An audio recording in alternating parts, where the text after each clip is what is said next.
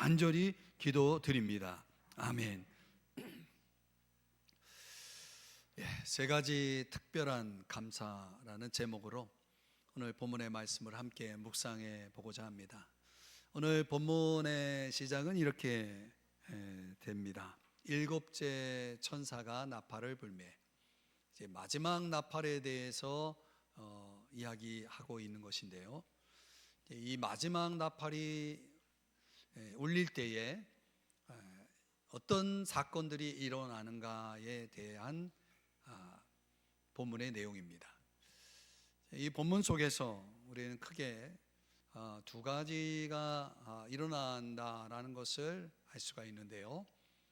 먼저는 주님의 승리가 선포됩니다. 본문 15절 말씀을 또 이어서 보면 세상 나라가 우리 주와 그의 그리스도의 나라가 되어 이렇게 표현하고 있죠. 현재 이 세상 나라는 마귀가 지배하고 역사하는 나라 같지만 사실상 이 나라는 예수 그리스도에게 속한 나라라고 하는 것을 선언하고 있는 거죠. 이미 예수 그리스도가 승리하셨고 그래서 예수 그리스도에게 속한 나라이지만 그 왕권을 주장하는 것을 주의 재림시까지 유보하면서 지금 현재로는 영적으로만 통치하고 있는 중이다. 여전히 그분은 통치 중에 있다라고 하는 사실을 오늘 이 표현 속에서 우리에게 지금 말씀하고 있는 것입니다. 그러니까 고린도전서 15장 25절에도 그 표현을 설명하기를 모든 원수를 그 발 아래에 둘 때까지 반드시 왕노로 다시리니, 조금 전에 설명드렸던 내용에 대한 요약이라고 할 수 있겠습니다. 그러니까 우리가 살아가는 삶의 자리가 상황이 아무리 어렵다 해도 내 인생이 실패한 것처럼 느껴질지라도 여전히 그분은, 예수 그리스도는 왕의 왕이시고 주의 주가 되시는 영원한 승리자가 되신다라는 사실을 오늘 분명히 성경은 선포하고 있는 것입니다. 여러분, 그렇기 때문에 오늘 우리가 이 영원한 궁극적인 주의 승리를 믿으셔야 합니다. 그래서 우리의 삶을, 우리 눈으로 보여지는 삶을 그것을 바라보고 믿는 것이 아니라 보이지 않는 주님의 통치 그리고 그 승리를 여러분이 믿고 사셔야 한다는 얘기입니다. 또 하나는 마지막 나팔이 울릴 때 주의 경배가 있다는 사실입니다. 주 앞에 경배가 있다. 16절 17절의 말씀에 보면 이 하나님 앞에서 자기 보좌에 앉아있던 24장로가 엎드려 경배를 하고 있는 장면을 표현하고 있습니다. 그러니까 24장로의 이 경배는 17절에 보니까 감사하옵나니, 감사와 연결되어 있다는 것이죠. 인류의 그 종말에 관한 감사인 것을 알 수가 있습니다. 오늘 이 시간 이 요한계시록 11장 15절로 와서 저와 여러분이 함께 이 본문을 묵상하면서 생각해 볼 주제가 바로 이것입니다. 역사의 마지막 때를 인저리 타임을 우리가 살고 있는데, 이런 가운데서 마지막 나팔이 울릴 때 저 하늘에서의 응답의 증언 가운데 특별히 이 24장로가 드린 감사를 통해서 우리가 배울 감사는 무엇인지를 함께 생각해 보고자 하는 것입니다. 첫 번째로 통치하심에 대한 감사가 있어야 되겠습니다. 통치하심에 대한 감사입니다. 원래 이 세상 나라는 주님의 것이고 주님의 통치 속에 있었습니다. 성경 열왕기하 19장 15절에 보면 주님은 천하 만국의 홀로 하나님이 되신다라고 찬양하고 있습니다. 그분은 우주 만물을 창조하신 분이기 때문에 모든 것이 다 그분의 통치 속에 있다는 것을 성경은 선언하죠. 그런데 현재 사실상 그 나라가 마귀의 지배 아래에 들어갔다는 것이죠. 이유는 인간의 죄와 불순종으로 인해서. 그래서 마귀가 예수님을 시험하는 내용으로 누가복음 4장 5절 6절에 말씀하기를 이렇게 말합니다. 마귀가 말하기를 이것은 내게 넘겨준 것이므로 천하만국을 자기에게 넘겨주었다라고 말하고 있습니다. 인간의 죄 때문에, 불순종 때문에 그 마귀에게 넘겨진 거죠. 그 마귀는 내가 원하는 자에게 줄 수 있다라고 그가 그 자신의 지배권을 주장하고 있는 것입니다. 그러면서 예수님에게 제안하기를 4장 7절, 누가복음 4장 7절입니다. 뇌가 만일 내게 절하면, 경배하면 내가 이 천하만국을 너에게 주겠다라고 그런 조건을 제시를 합니다. 물론 예수님은 거부하셨지만은 지금 현재 이 세상 나라가 마귀의 지배 속에 있다라고 하는 것을 성경이 이렇게 보여주고 있는 거죠. 그럼에도 불구하고 이 마귀의 지배, 세상 나라에 대한 마귀의 지배는 잠깐 주어진 시간일 뿐이지 세상 종말이 되면 이 세상 나라는 다시 예수 그리스도의 것이 될 것을 다니엘을 통해서 예언하고 있는데, 다니엘 2장 44절에 보면 하늘에 하나님이 세우게 될 한 나라를 소개하는데 이 나라는 영원한 나라라고 하는 사실을 밝히고 있습니다. 그러니까 이 잠시 마귀의 지배 아래에 있는 세상 나라가 이제 세상 종말에 다시 원래대로 주의 나라로 돌아갈 것인데, 그것을 위해서 예수 그리스도께서 2000년 전에 이 땅에 오셨다는 거예요. 그래서 그 사실을 예수님이 공생애를 시작하면서 다음과 같은 말씀으로 선포하십니다. 마태복음 4장 17절 말씀에 보면은 회개하라, 천국이 가까이 왔느니라. 여러분, 천국이 가까이 왔습니다. 예수님이 선포하신 말씀이죠. 그러니까 예수님이 이 땅에 오셔서 전한 복음은 하나님 나라, 천국에 대한 복음이었다는 거죠. 그 천국이 주어지기 위해서는 회개하라라고 말씀을 하고 있는 것입니다. 그리고 예수님은 이 땅에서 십자가에서 죽으셨고 3일 만에 부활하셨죠. 지금도 살아계시는 겁니다. 그러니까 예수님의 부활이야말로 그분이 현재적으로 통치 중에 있다라고 하는 사실에 대한 확실한 증거입니다. 그분은 살아계시기 때문에. 우리 눈에 보여지지 않지만 예수 그리스도는 지금도 살아서 세상 나라를 통치하고 있다는 사실을 믿으시기 바랍니다. 그러니까 그 예수님의 통치가, 영적인 통치가 완전한 상태의 통치로 되어지기까지 그 통치의 절정은 예수 그리스도께서 재림하시게 될 때 이루어지는 거거든요. 그 상황을 오늘 본문 15절에서 아까 우리가 보았던 말씀, 바로 요 표현이 지금 제가 설명드린 그 내용을 얘기합니다. 세상 나라가 우리 주와 그의 그리스도의 나라가 될 것이다. 그래서 세세토록 왕노릇 하실 것이라고 말씀을 하는 거예요. 바로 그 주의 나라, 왕노릇 하시는 왕적 통치가 이루어지는 그 주의 나라가 실현될 때가 선포되는데, 오늘 본문에 보면 큰 음성으로 선포되는 것을 이야기합니다. 그 승리의 선포를 들은 24 장로가 자리에서 일어나 엎드려 경배하면서 이렇게 고백하고 있는 것입니다. 17절입니다. 우리 자막의 내용만 같이 한번 읽어보겠습니다. 시작.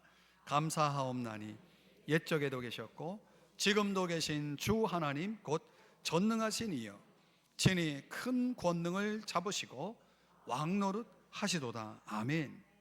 여러분, 그렇습니다. 우리가 믿는 주님은 전능하신 하나님이시라는 거죠. 그분이 큰 권능으로 뭐하고 계시냐면 왕노릇 하신다는 사실입니다. 믿으시기 바랍니다. 그분이 큰 권능으로 왕 노릇하고 계시는 것입니다. 이 세상사가 세상의 많은 일들이 우리 눈에 보기에는 주님의 뜻에서 어긋나는 것 같고, 이것이 도저히 주님의 통치라고 믿을 수 없는 일들이 이 세상사에 많이 일어나잖아요. 과연 주님의 직접적인 통치라고 인정할 수 없는 일들, 우리가 볼 때에는 말도 안 되는 그런 일들이 세상에 참 많이 일어나죠. 그런 현실 속에서 우리가 여전히 그분이 그 모든 걸 통치하고 있고 그 모든 것이 그분의 손안에 있다는 사실을 우리는 여전히 믿으셔야 된다는 거예요. 여전히 믿으셔야 된다는 거예요. 그분의 뜻은 그분의 시간에 반드시 이루어지기 때문에 그렇습니다. 그래서 오늘 성경은 뭐라고 말하냐면, 그분은 어디까지나 주 하나님 곧 전능하신 분이라고 말씀을 하고 있는 거죠. 전능하다는 게 무슨 뜻입니까? 할 수 없는 일이 없다는 거거든요. 그분은 하시는 것입니다. 우리가 이 사실을 믿는다면 주님의 그 손안에 큰 권능으로 내 인생을 붙들고 계신 그 주님의 그 전능하심을, 그분의 통치를 저와 여러분이 믿는다면 오늘 내 인생의 모든 것을, 또 우리의 가정을, 우리의 자녀를 그분의 손에 맡길 수 있지 않겠습니까? 맡길 수 있죠. 그러니까 우리가 살아가면서 낙심이 될 때도 있고 걱정이 될 때도 있고 우리의 미래에 대한 두려움도 있지만, 그 권능의 손으로 모든 걸 통치하시는 그 주님이 나를 붙들고 계시고 내 가정과 내 삶을, 내 미래를 쥐고 계시다라고 한다면, 그 사실을 믿고 우리가 그분께 모든 걸 맡기고 있다면, 우리의 현실이 아무리 어두워도 우리는 여전히 우리 마음속에 기쁨과 평안을 가지고 살아갈 수가 있게 되는 거죠. 이게 참 중요하다는 거예요. 저 구약의 이사야 선지자는 당시에 유다 왕 우시야 왕이 죽었을 때 세상이 끝나는 줄 알았다는 거죠. 세상이 끝났다 이렇게 생각했어요. 이제 나의 세계는 끝났다. 그런 생각 속에 낙심하고 성전으로 들어가 있는데, 성전에서 저 하늘 보좌에 앉으신 주님의 그 환상을 보게 됩니다. 그 환상을 보고, 그 비전을 보고 주님이 그 보좌에 앉아 이 세상 나라를 통치하고 있다는 사실을 보자 이사야 선지자는 힘을 얻게 됩니다. 이제 모든 것이 끝났다가 아니라 이제 주님이 내게 주시는 힘을 가지고 나를 드려서, 주님께 드려서 주님이 내게 원하시는 일들을 해야 되겠다. 주님, 저를 보내십시오. 저를 사용해 주십시오라고 자신을 온전히 드려서 이제 선지자적인 사명을 감당하게 된다라고 하는 내용이 이사야 그 성경에서 기록하고 있는 것입니다. 끝난 게 아닌 거죠. 주님의 통치를 믿는다면 모든 것이 끝났다라고 생각하는 그 현실 속에서도 모든 걸 다시 시작할 수 있고 앞으로 나아갈 수 있다는 사실을 그 선지자의 삶에서 보여주고 있는 겁니다. 바울은 저 타락한 도시 고린도라고 하는 도시에 들어가서 복음을 전하는데 너무나 심한 박해를 받는 거예요. 이제 더 이상 아무것도 할 수 없다 해서 포기할 만한 그런 즈음에 어느 날 밤에 주님이 임재하셔서 바울에게 이렇게 말씀합니다. 두려워하지 말라. 내가 너와 함께 한다. 이 도시 안에, 이 타락한 고린도라는 도시 안에 나의 백성이 많으니 아무것도 걱정하지 말고, 이런 말씀을 하는 겁니다. 바울이 그 말씀에 힘입어서 모든 걸 포기하고 이제 그 타락한 도시 고린도를 떠나고자 하는 그런 마음을 가졌었지만, 바울은 다시 힘을 얻어서 1년이 넘게 고린도라는 도시에서 사역을 이어가고 그 많은 결실을 맺게 된다는 그런 내용이 성경에 나옵니다. 사랑하는 여러분, 그렇습니다. 중요한 건 뭡니까? 우리가 진정 나의 구주로 믿고 있는, 나의 주님으로 믿고 있는 그분을 내 삶의 나의 왕으로 내가 모시고 있느냐라고 하는 것이죠. 여러분, 예수 그리스도를 여러분의 왕으로 모시고 계시나요? 그리고 그분이 왕이시라면 이제 여러분의 삶, 여러분의 가정, 여러분의 미래도 그분이 지배하시도록 내어 맡기고 계시나요? 그분이 통치하신다면, 그분이 나를 붙들고 계신다면, 오늘 우리는 오늘 24 장로들이 드린 것처럼 우리도 그분 앞에서 고백할 수 있는 겁니다. 주님, 감사합니다. 내 삶을 붙드시니, 이 나라를 붙드시니 감사합니다. 주님은 마침내 이 통치를 통해서, 주의 왕적 통치를 통해서 우리에게 선을 이루어 주실 것을 믿습니다. 주님 감사합니다. 이런 고백을 할 수 있지 않을까요? 사랑하는 여러분, 여러분의 진정한 왕으로 예수 그리스도를 모시고 그분에게 맡기시고 그분과 함께 여러분의 인생을 걸어갈 때에, 그 길을 걸어갈 때에 우리 주님이 여러분을 지켜주실 것입니다. 여러분을 도와주실 것입니다. 여러분이 그분의 손안에 있다는 사실을 절대 잊지 마시고 날마다 감사하며 사시기를 주의 이름으로 축복합니다. 두 번째로 24 장로대의 감사에서 배울 것은 주의 심판에 대한 감사입니다. 우리가 예수 그리스도가 영원하신 통치자라는 사실을 믿을 때, 그분이 영원한 통치자라면 반드시 하셔야 할 일이 있는데 그 중에 하나가 심판입니다. 여러분 한번 생각해 보세요.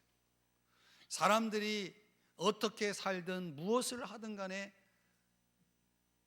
세상에 심판이 없다면 세상은 어떻게 될까요? 내가 무엇을 하든 어떻게 되든 심판이 없다면 도대체 우리가 사는 세상은 어떻게 될까요?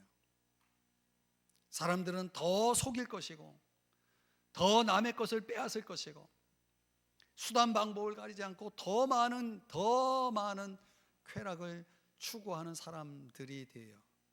그런 사람들이 잘 사는 것이 되는 세상이 아니겠습니까? 여러분, 우리가 그런 세상을 원합니까? 그런 세상이 되기를 원합니까? 그럴 수 없는 겁니다. 여러분, 세상에는 반드시 최후의 심판이 있다는 것입니다. 모든 사람들은 자기의 삶과 행위에 대해서 책임을 져야 될 날이 온다는 거예요. 24 장로가 주 앞에 엎드려 경배하면서 감사하고 있는 내용이 바로 그거예요. 심판이 있을 거라는 거예요. 그 세 부류의 무리들에게 심판이 주어질 것을 얘기하면서 오늘 본문 18절에서 이렇게 말씀합니다. 이방들이 분노하며 주의 진노가 내려 죽은 자를 심판하시며 또 땅을 망하게 하는 자들을 멸망시키실 때로소이다. 세 무리에 대해서 심판이 있을 것을 말씀하는 것인데, 조금 설명을 드리면 여기 분노한 이방인들은 누구를 가리키냐면, 이 세상에는 그런 사람들이 있죠. 자기가 하고 싶은 대로 내버려 두지 않는 것에 대해서 반항하고 저항하는 사람들이 있죠. 그러니까 주님이 자기들이 하고 싶은 것을 하게 내버려 두지 않기 때문에 주님께 반항하고 대적하는 그런 이들, 이 세상에 많습니다. 이런 사람들에게 주의 심판이 반드시 있을 것을 말씀하고 있는 것입니다. 여러분, 우리에게 세상 사는 내가 하고 싶은 대로 살아서는 안 되는 거예요. 주님이 뜻하신 대로, 주님이 원하시는 삶을 살아가는 것이 그게 맞는 것입니다. 내가 하고 싶은 대로 살지 못하도록 방해하는 주님을 저항하고 대항하는 이런 이들은 주님 앞에 꼭 심판을 받게 될 것이라는 거죠. 또 죽은 자들이라고 표현하고 있는데, 이 죽은 자들은, 사람은 다 죽잖아요.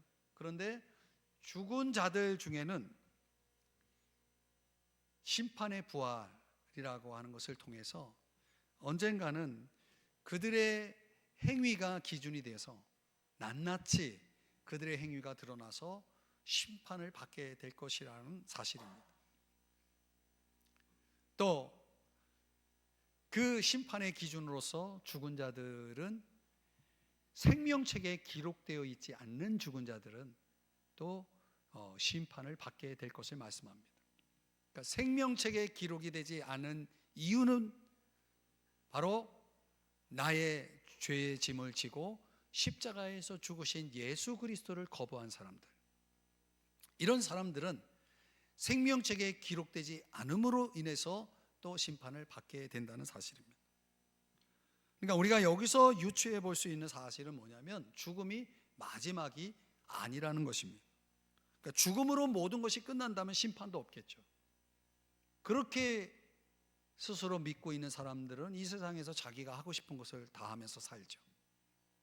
그러나 죽음이 끝이 아니라는 확실한 성경의 선언이 있는 것입니다. 히브리서 9장 27절의 말씀에 보면 한 번 죽는 것은 사람에게 정해진 것이라고 하잖아요. 우리는 거기까지만 알잖아요. 그러나 그 후에는 심판이 있다라고 말씀을 하고 있는 것입니다. 그러니까 이 죽음이 마지막이 아니기 때문에, 심판이 있기 때문에, 그리고 죽음이라는 시간은 우리 각자에게 다 조금씩 다가오고 가까워지고 있는 거 아니겠습니까? 그 죽음의 시간을 향해 가고 있는 우리의 인생사에 언젠가 죽음을 맞이할 때 그 죽음 후에 심판이 있다는 사실, 그리고 그 심판은 오늘 이 본문에 근거해 볼 때 불신자들을, 철저하게 불신자들을 대상으로 하고 있다는 거죠. 또한 부류의 심판을 받는 자들이 누구냐? 땅을 망하게 하는 자들이다. 이 세상 나라를 망하게 하는 자들이 있습니다. 존 웨슬리의 해석에 따르면, 예를 들면 이런 자들이죠. 음행하는 자들, 선한 것을 싫어하는 사악한 자들의 분노, 선을 싫어하는 자들이 있죠. 그런 자들, 또 전쟁을 일으킨 자들, 김일성과 같은, 히틀러와 같은 그런 자들, 전쟁을 일으킨 자들, 땅을 망하게 한 자들이죠.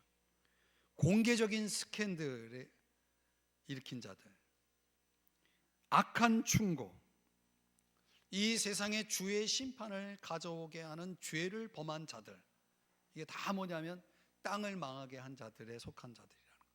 그들이 심판을 받게 될 것이라는 거죠. 이렇게 놓고 보면 죄의 경중이 있는 거예요. 죄라도 다 같은 죄가 아닌 거죠.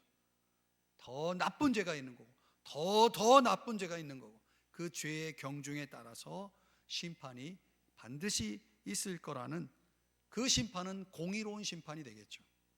잘못한 사람이 벌을 받는 것은 공의 아닙니까? 그 공의로운 심판에 대해서 이 24 장로가 특별히 감사하고 있는 것입니다. 오늘 이 사실을 우리에게 적용할 때 저와 여러분이 오늘 배워야 할 중요한 진리는 그것입니다. 여러분, 우리 모든 사람들은 다 언젠가는 우리의 행위, 우리의 삶에 대해서 책임을 져야 할 날이 반드시 온다는 사실이에요. 우리가 사람을 속일 수는 있습니다. 가정에서 부모를 속일 수도 있고, 부부간에도 속일 수 있죠. 직장에서 상사를 속일 수도 있고, 학교에서 선생을 속일 수도 있습니다. 그러나 그 누구도 주님을 속일 수는 없습니다. 우리가 행한 것을 가지고 그것을 속여서 주님에게 심판을 피할 수는 없다는 사실입니다. 행위대로 이루어진다라고 하는 것이죠. 다만 그 심판을 받을 그 행위와 생각을 지워버릴 수 있는 유일한 방법이 하나 있는데, 그게 바로 예수 그리스도를 믿고 영접하는 것입니다. 주님은 그 예수 그리스도를 믿고 영접한 자들의 모든 죄를 없이 하시겠다라고 약속하고 있기 때문에, 그 근거만이 우리가 구원을 받고, 심판을 받지 아니하고 구원을 받고 깨끗한 삶을, 변화된 삶을 다시 시작할 수 있는 그런 근거가 된다라고 하는 것이죠. 사랑하는 여러분, 오늘 이 땅에는 두 부류의 사람들이 있는 것입니다. 이렇게 24 장로들처럼 주의 심판을 감사하며 그날이 오기를 기뻐하고 있는 자들이 있고, 이 땅에서 어떤 이들은 환영하지 않고 주의 그 심판에 대해서 분노하면서, 더 나아가 그들이 잃어버린 그 모든 희망, 그 희망을 잃어버린 희망 앞에서 슬피 울며 이를 갈 사람도 있는 것입니다.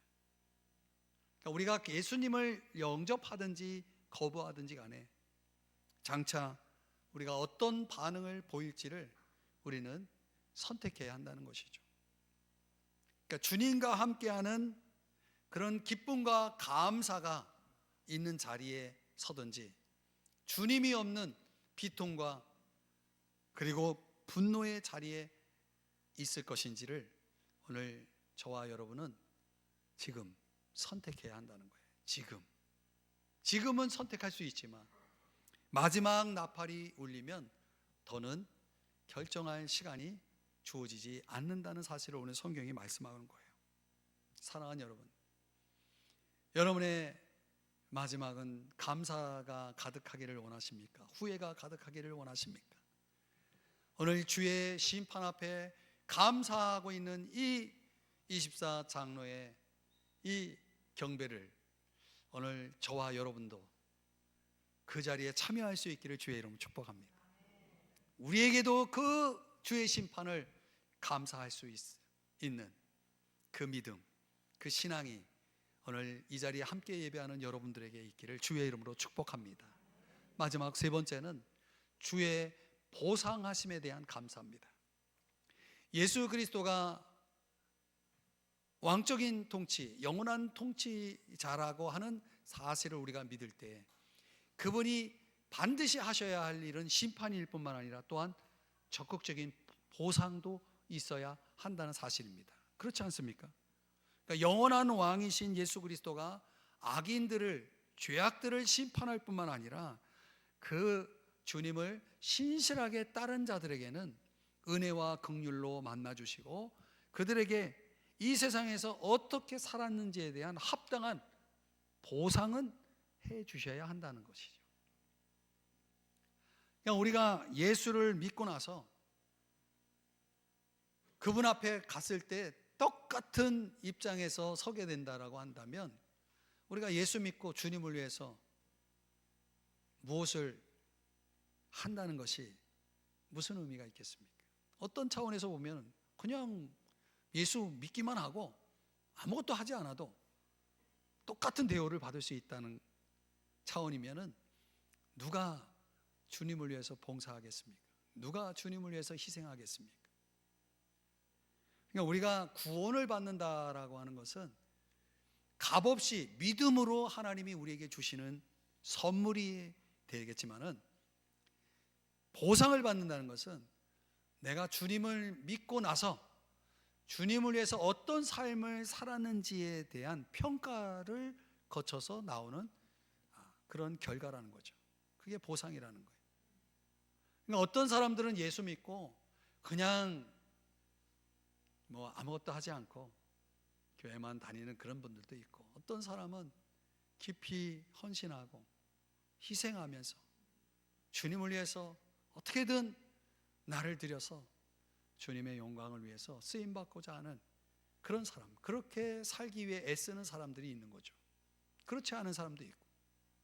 그러니까 분명히 우리가 주님 앞에 갔을 때 거기에 대한 다른 차원의 평가가 분명히 있어야 한다는 거예요. 오늘 성경은 그걸 말씀해 주고 있는 거죠. 그래서 세 부류의 그리스도인들에게 주님은 합당한 보상을 주실 것을 오늘 본문 18절에서 그 세 부류의 그리스도인들을 소개합니다. 종 선지자들, 성도들, 주의 이름을 경외하는 자들, 요 세 부류는 주님의 보상이 반드시 있을 것이라고 말씀을 하고 있는 것입니다. 종과 선지자들은 주님의 뜻을 내 것으로 받아들여서 순종해서 살아가는 사람들이며, 그리고 주님의 뜻을 다른 사람들에게 알리고 전하는 일을 한 사람들을 가리킵니다. 그러니까 내가 주님의 말씀대로 진리대로 살 뿐만 아니라 그것을 다른 사람들에게 알려주고 적극적으로 전하는 일을 한 사람들은 주님의 상을 반드시 받게 된다는 거예요. 나중에 여러분들에게 한 번 더 제가 이야기할 기회가 저 요한계시록 뒤쪽에 가면 있습니다.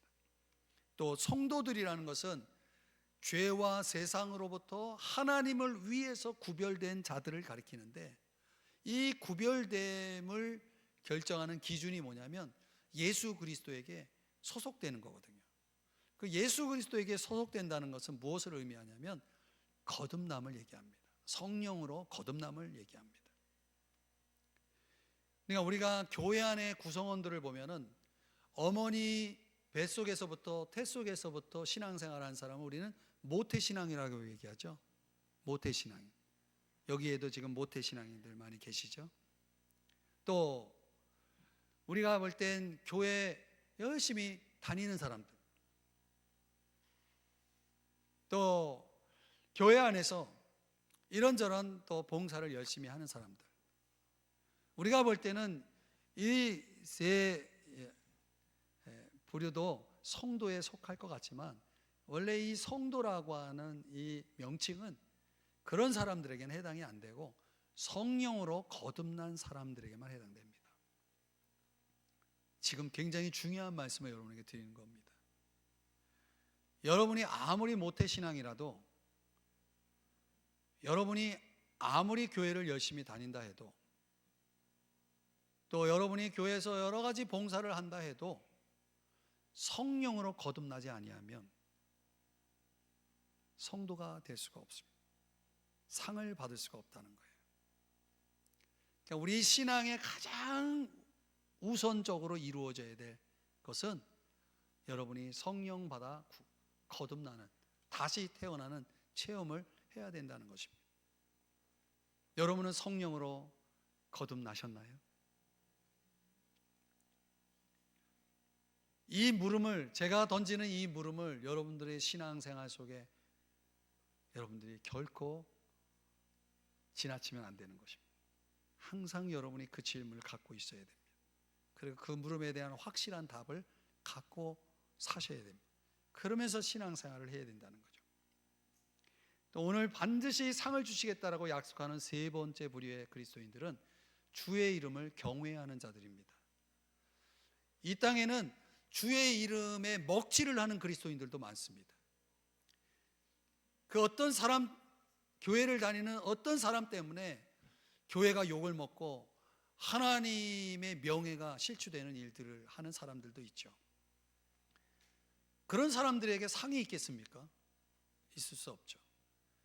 그러나 주의 이름을 경외한다라고 하는 것은 말 그대로 주님의 이름을 위해서, 주님의 명예를 위해서, 주님의 영광을 위해서 두렵고 떨림으로 주님을 사랑하고 주님께 충성과 또 순종을 다하며 살아가는 자들을, 그런 자들을 주의 이름을 경외하는 자들이라고 표현하고 있는 것입니다. 이런 사람들은 반드시 상을 받는다는 거예요. 그러니까 우리가 주님에게 상을 받는 기준으로 설명을 드리면, 내가 주님에게 얼마만큼의 은혜를 받았느냐, 내가 목사로서 은혜를 받고 있는 거랑, 내가 권사로서 은혜를 받고 있는 거랑, 내가 장로로서 은혜를 받고 있는 거랑 그 은혜의 분량이 다르죠. 그 받은 만큼 주님은 그 상, 보상의 기준을 삼겠다는 거예요. 많이 받은 사람들은 많이 해야 상이 있는 거예요. 받기는 많이 받고 적게 모설을 했다면 오히려 상이 아니라 책망을 받겠죠. 또 내가 얼마만큼 주님에게 순종을 했느냐에 비례해서 상을 받을 것이고, 또 무엇보다도 우리의 마음속에 어떤 동기를 가지고 있었느냐에 따라서 우리의 상의 그 비율이 달라진다라고 하는 것을 우리가 오늘 성경을 통해서 배워야 하는 것입니다. 분명한 것은, 확실한 것은 그거예요. 주님은 우리에게 은혜로운 보상을 해 주실 거라는 거죠. 최대의 보상은 영생이죠. 주님 앞에 서게 되는 것이겠죠. 언젠가 우리가 주님 앞에 서게 됐을 때, 그때 우리의 이 땅에서의 모든 수고와 희생은 결코 헛되지 않을 것을 성경은 말씀하고 있는 것입니다. 합당한 보상이 있을 거라는 거죠. 저 아프리카에서 선교한 한 선교사의 이야기가 있는데요, 그분이 오랜 시간 동안 한 30여 년 선교지에서 열심히 주님을 섬기고, 또 선교지에서 안타깝지만 부인, 아내와 자식을 잃게 되는 그런 사고도 당합니다. 어떻든 선교지에서 할 수 있는 그 사역의 모든 분량을 다 마치고 이제 귀국길에 오르게 되는데, 배를 타고 오는데 마침 그 배에 한 유명인이 타고 있었다는 거예요. 이제 그 배가 항만 부둣가에 도착했을 때 수많은 인파들이 모여 있었고, 그리고 한 유명인을 환영하기 위해서 여러 가지 퍼레이드, 그런 행사가 준비되어 있는 것을 이 선교사가 보는 겁니다. 그런데 자기를 환영해 주는 사람은 누구도 없고 초라한 이 모습으로 그 부둣가를 빠져나오려니까 눈물이 나오는 거예요. 그래서 이 선교사님이 주님에게 이런 말을 하는 겁니다. 주님, 내가 주를 위해서 나의 생애를 다 바쳐서 사역한 결과가 겨우 이것뿐입니까? 겨우 이것뿐입니까? 하면서 눈물을 흘리는데, 그 부둣가의 저녁 노을에 비로소 그 영광스러운 모습으로 주님이 나타나서 그 선교사님에게 이렇게 이야기를 했다는 것입니다. 사랑하는 아들아, 너는 아직 본향에 돌아온 것이 아니란다. 너가 정작 고향에 돌아올 때는 이 세상의 어떤 것과도 비교되지 않는 환영을 받을 것이고, 그리고 내가 너를 맞이하기 위해서 친히 너를 마중 나오마, 이렇게 주님이 말씀하셨다는 거예요. 여러분, 성경 고린도전서 4장 5절에 보면요, 주님이 오시기까지는 아무것도 판단하지 말라라고 말씀하고 있습니다. 진짜 인정을 받고 칭찬을 받는 것은 그날의 주님으로부터 주어질 것을 말씀하고 있는 겁니다. 여러분, 우리가 이 땅에서 볼 땐 누구는 많은 걸 받고 누구는 아무것도 받는 것이 없다 할 만큼의 이런 불공평한 그런 모습이 우리 눈에 비쳐 보일 수가 있습니다. 이 선교사가 자신을 초라한 모습으로 보았던 것처럼 말이죠. 그러나 여러분, 진정한 평가는 아직 아닌 것입니다. Not yet입니다. 캠벨 모건이 이런 말을 했습니다. 바람이 지나가듯 이내 지나갈 거야. 그동안 나는 조용히 내가 하던 일이나 계속해야지. 이게 캠벨 모건이 가지고 있었던 삶의 원칙이었다고 하죠. 사람들이 뭐라고 해도 다 지나갈 거야. 내가 지금 현재 조용히 내가 해야 할 일을 해야 한다라고 하는 원칙. 왜요? 참된 평가가 주님이 오시면, 주님이 나를 부르실 때 그날에 진정한 평가와 칭찬과 보상이 있을 것을 알기 때문이죠. 사랑하는 여러분, 그러니까 우리가 살아가는 동안 이 땅에서 목표로 해야 될 것은 내가 어떻게 행할 것이며 주님을 어떻게 하면 기쁘시게 할 것인지에 대해서 우리가 생각할 수 있어야 된다는 것입니다. 왜냐하면 주님은 우리의 삶에서 칭찬거리를 찾으시는 분이거든요. 나에게 뭘 칭찬하실지를 찾고 계시는 분. 그래서 우리가 주님 앞에 돌아가는 그날에 주님이 나를 보시며 이러이러한 것에 대해서 칭찬한다라고 하실 때 얼마나 감사한 일이겠습니까? 우리가 그리스도인으로서 이 땅에서 어떤 삶을 살았는지에 대해서 주님이 합당한 그 은혜로운 보상이 있다는 사실을 우리가 믿는다면, 오늘 그 약속을, 그 보상을 확실하게 믿는다면, 오늘 우리는 오늘을 살아가면서 주님 앞에 감사할 수 있지 않을까요? 지금 주님이 내게 어떠한 것을 보여주시고 어떠한 모습으로 채워주시는가는 그리 중요하지 않습니다. 왜냐하면 그날이 더 중요한 것입니다. 저는 이 아시안컵 여러분 축구 보고 계시는 분 계시죠?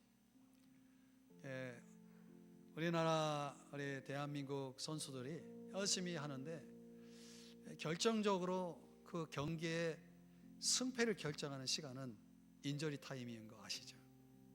불과 몇 분 남겨놓지 않고 그 승패가 결정나는 모습을 보면서 저는 그런 생각을 합니다. 혹자가 그런 말을 했어요. 역사의 종말의 시간이 12시 5분 전이다.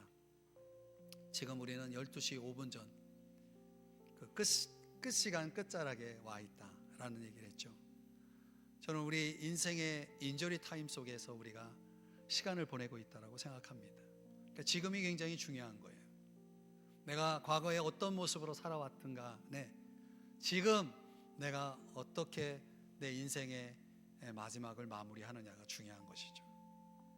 그런 차원에서 오늘 결론적으로 볼 때 일곱째 천사가 나팔을 불면 주의 승리가 선언이 되고, 그리고 주 앞에 경배하는 자들의 경배와 함께 감사가 드려지고 있다는 장면, 오늘 이 요한계시록 11장에 보여주고 있는 이 아름다운 묘사가 오늘 저와 여러분에게 던지는 도전은 그것입니다. 그 24장로들이 가졌던 세 가지 특별한 감사가 우리에게도 필요한 감사라는 거죠.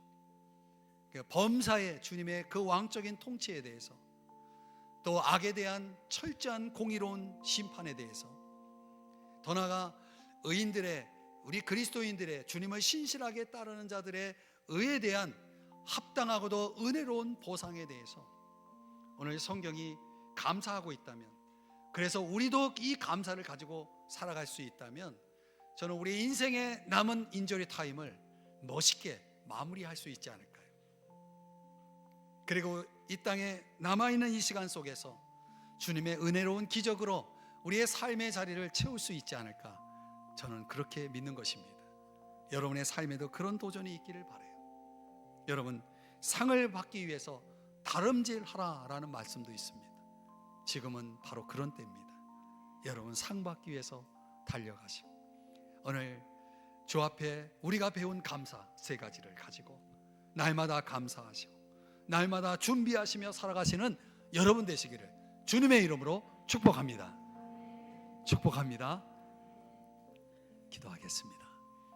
사랑하시는 주님, 오늘의 이 말씀